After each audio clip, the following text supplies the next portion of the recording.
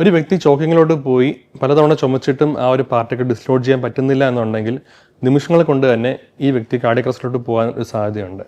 അതുകൊണ്ട് എത്രയും പെട്ടെന്ന് തന്നെ നമ്മുടെ ആ വ്യക്തിയുടെ ആ ഒരു പാർട്ടിക്കിൾ ഡിസ്ലോഡ് ചെയ്യാൻ നമ്മൾ സഹായിക്കേണ്ടതാണ്. അപ്പോൾ അതിന് ചെയ്യുന്ന മാനുവറിന് പറഞ്ഞ പേരാണ് ഹെംലിക്സ് മാനുവർ. അത് ഞാനിപ്പോൾ ഇവിടെ ചെയ്ത് കാണിക്കാം. അപ്പോൾ എത്രയും പെട്ടെന്ന് തന്നെ നമ്മൾ ആ വ്യക്തിയുടെ പിറകിലോട്ട് പോയതിന് ശേഷം നമ്മുടെ ഇടതുകാൽ ആ വ്യക്തിയുടെ കാലിനിടയിലോട്ട് വയ്ക്കുക.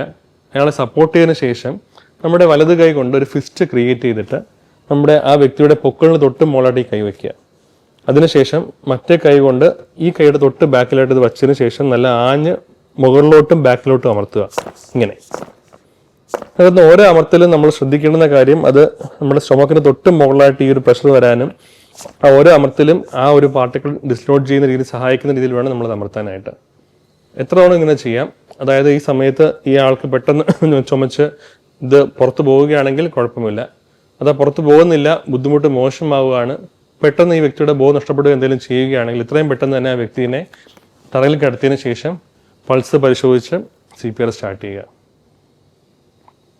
ഇനി CPR ചെയ്ത് തുടങ്ങുമ്പോഴത്തേക്കും ഒരു വ്യത്യാസം എന്ന് വെച്ചാൽ CPR ചെയ്യുന്ന ഓരോ തവണയും നമ്മൾ ശ്വാസം കൊടുക്കാനായിട്ട് ശ്രമിക്കുമ്പോൾ വായിൽ നേരത്തെ പോയ ഏതെങ്കിലും ഫോറിൻ ബോഡിയോ അല്ലെങ്കിൽ പാർട്ടിക്കിളോ ഉണ്ടെങ്കിൽ നമ്മളത് കൈകൊണ്ടെടുത്ത് മാറ്റാവുന്നതാണ്.